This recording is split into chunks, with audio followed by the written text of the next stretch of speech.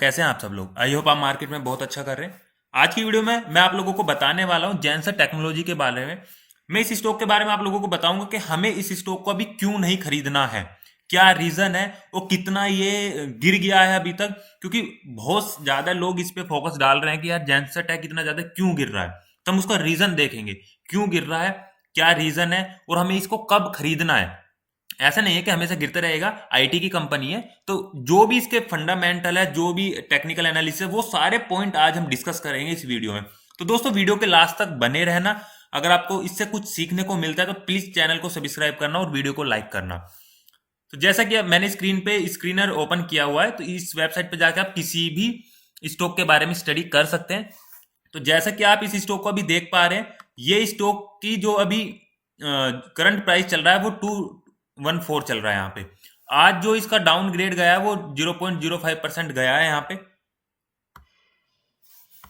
अगर इस कंपनी का मार्केट कैप देखते हैं हम, तो 4,838 करोड़ की ये कंपनी है, बहुत अच्छी कंपनी है। आरपीजी से ग्रुप से ये बिलोंग करती है। आरपीजी एक ग्रुप है जिसमें आपके आईटी भी आ जाता है, ग्रीन एनर्जी भी आ जाती है, बाकी भी आपके जो है सेक्टर आ जाते हैं। उसी का एक पार्ट है जेंसर टेक्नोलॉजी दोस्तों।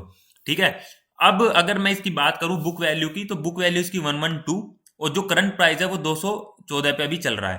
तो ज्यादा डिफरेंस नहीं है बुक वैल्यू और करंट प्राइस में। अगर हम इसके डिविडेंड की बात करें, डिविडेंड यील्ड की बात करें, तो 2.39 का ये ईयरली आपको डिविडेंड भी देता है। अभी डिविडेंड ये स्टॉक टाइम टू टाइम आपको देता रहता है, तो डिविडेंड में कोई इशू नहीं है, स्टॉक वहां से ठीक है। अब हम बात करें आगे, तो अगर देखो आप डाउनग्रेड इस स्टॉक में देखोगे तो पिछले एक साल का भी देखोगे कितना ज्यादा यहाँ से गिरावट देखने को मिली है। 500 रुपए के आसपास गया था, 533, और अभी ये 200 पे है। तो ये अराउंड आपका 160% के आसपास ये स्टॉक गिर गया है। 160% के आसपास ये स्टॉक गिर गया है। अगर हम इसके प्रोज एंड कॉन्स की बात करें, तो ज्यादा कुछ नहीं है। डिविडेंड अच्छा दे रहा है, मतलब देता रहता है, और उसमें भी इंप्रूवमेंट है। और इसमें सेल्स ग्रोथ इसकी पिछले 5 साल की देखे तो 6.7% से ग्रो कर रही है, जो कि बहुत अच्छी नहीं है। हम जो सेल्स ग्रोथ मानते हैं अच्छी, वो 15% से मानते हैं कि 12 से 15% से हिसाब से अगर ग्रो कर रही है तो वो अच्छी हम सेल्स ग्रोथ मानते हैं। अगर हम अभी इसकी बात करें सेल्स की, तो देखो सेल्स में अगर आप देखोगे 2019 सितंबर से देखोगे, इसमें बीच में हमें गिरावट देखने को मिली क्योंकि कोरोना का एक रीजन हो सकता है। उसके बाद कंपनी धीरे धीरे अपने ट्रैक पे आ रही है, और अभी आप सितंबर से देखोगे फिर से कंपनी ने एक अच्छी यहाँ पे ग्रोथ दिखा रही है, धीरे धीरे अपने ट्रैक पे वापस आ रही है। ये थी हमारी क्वार्टरली। अगर हम ईयरली की बात करें, ईयरली में भी देखोगे एकदम बूम आपको देखने को मिला इसमें। 1700 से 2100, 2300, 2600, 3000 तक ये चला गया था 2017 तक। 2018 में 3000, 2019 में ऑलमोस्ट 4000, 20 में 4000 हो गया। देखिए बीच में 21 में इसमें कम देखने को मिला, ठीक है। उसके बाद फिर से अब कंपनी ने 4200 के आसपास फिर से, मतलब कंपनी ने सेल्स में वापिस से अपना वापिस यहाँ पे दिखा रही है और अच्छा कुछ यहाँ पे देखने को मिल रहा है। अब बात करें हम रिजर्व की, तो कंपनी के पास 2700 करोड़ के आसपास रिजर्व है, जो कि बहुत ज्यादा है। और बोरोइंग की बात करें तो 313 करोड़ है। मतलब कंपनी के पास इतना ज्यादा रिजर्व है, ये जब चाहे तब अपना ये बोरोइंग जो ले रखा है कंपनी ने वो तब चुका सकती है। तो काइंड ऑफ आप कह सकते हैं कंपनी डेट फ्री कंपनी भी है, ऐसा नहीं है कि कंपनी के ऊपर बहुत ज्यादा डेट है।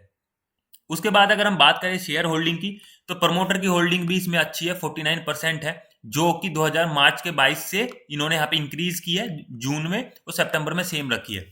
तो देखिए प्रमोटर की होल्डिंग अच्छी है, सेल्स भी अपना ग्रो कर रही है धीरे धीरे, ठीक है।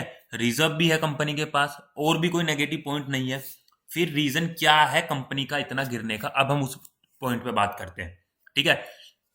अब अगर आप देखोगे एफआईआई का पैसा, तो यहाँ पे आपको 9% हो गया, 15 से 16, 17 से सीधा 9% पे आ गया। एफआईआई ने दबा के पैसा निकाला इस कंपनी से। उधर ही डीआईआई अगर 24% से जाते जाते जाते जाते 12% पे आ गई, ऑलमोस्ट आधा यहाँ पे डीआईआई ने भी अपना पैसा क्या है निकाल लिया इस कंपनी से। क्या रीजन है ये, एफआईआई और डीआईआई अपना पैसा क्यों निकाल रहे हैं? आईटी कंपनी है, आप जानते हैं आईटी में तो ग्रोथ रहेगी रहेगी। आने वाले समय में आप जानते हैं कि आईटी कितना ग्रो करने वाला है। हर चीज टेक्नोलॉजी पे डिपेंडेंट हो रही है हमारी। अब रीजन बताता हूं मैं आप लोगों को। अब रीजन जो है इस स्टॉक का वो ये है, तो दोस्तों रीजन ये है इस स्टॉक का, जैसे कि आप स्क्रीन पे देख पा रहे हैं, यूएसए से इसका रिवेन्यू जनरेट होता है 70%, यूरोप से 18% और साउथ अफ्रीका से 11%। ऑलमोस्ट जो भी है इसका जो रिवेन्यू जनरेट होता है, मोस्टली बिजनेस इस कंपनी का है यूएसए में और यूरोप में। और जैसा कि आप लोग जानते हैं, जब से कोरोना आया तब से यूएसए और यूरोप की हालत इतनी ज्यादा खराब है कि वो रिकवर ही नहीं कर पा रहे हैं। उनकी इकोनॉमी दिन पे दिन जा रही है। जैसा कि आप रिसेंट में भी अगर आप पढ़ते हैं न्यूज को, तो उसमें भी आपने सुना होगा, तो यूरोप डॉलर और यूरो बराबर हो गए हैं, और लंदन, जिसको आप कह सकते हैं यूरोप, ऑलमोस्ट बैंक करप्सी पे आ गया है। यूके का तो अभी आपने रिसेंट में पढ़ा होगा, वहां की तो गवर्नमेंट ने खुद ही बोल दिया, यूके की गवर्नमेंट ने, कि भाई हमारे यहाँ पे रिसेशन चालू हो गया है, और हम एकदम बैंक करप्सी के बराबर में, बिल्कुल बिल्कुल जस्ट हम लाइन पे खड़े हुए हैं। यूएसए की भी हालत बहुत ज्यादा खराब है। इस वजह से ये स्टॉक गिर रहा है। दिस इज द रीजन कि ये स्टॉक गिर रहा है। ठीक है, अब आने वाले समय में जैसा आप देख ही रहे हैं कि यूएस और यूके तो बोल ही रहा है कि रिसेशन हमारे यहाँ पे चल ही रहा है और वो रहेगा 1-2 साल। तो क्या ये स्टॉक आगे भी गिरेगा? अब वो चीज हमें यहाँ पे समझनी पड़ेगी।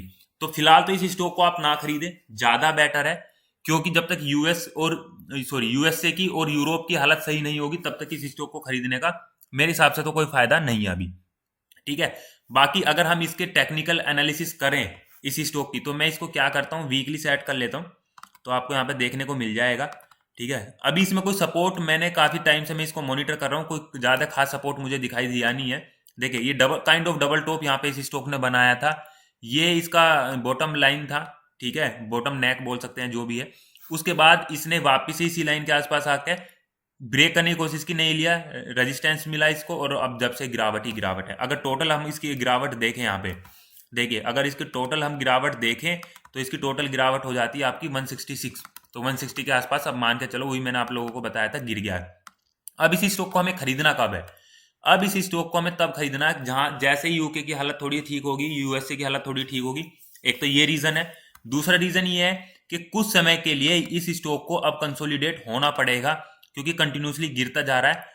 इसको कम से कम अभी 3 से 4 महीने इस स्टॉक को कंसोलिडेट होना पड़ेगा, तब जाके इस पे भरोसा आएगा इन्वेस्टर्स का, तब जाके इन्वेस्टर खरीदेंगे। और वो चीज मुझे यहाँ पे देखने को मिल रही है। अगर आप ध्यान से इस स्टॉक को देखोगे, यहाँ पे देखिए, ये कंटिन्यूसली 1-2 दिन होल्ड करता था, मतलब 1-2 वीक होल्ड करता था। यहाँ पे 2 वीक होल्ड करा, ऊपर गया, कोई दिक्कत नहीं, फिर गिरावट। 2-3 वीक होल्ड किया, फिर गिरावट। ठीक है, ऐसे गिरावट होती जा रही है, होती जा रही है इस स्टॉक में।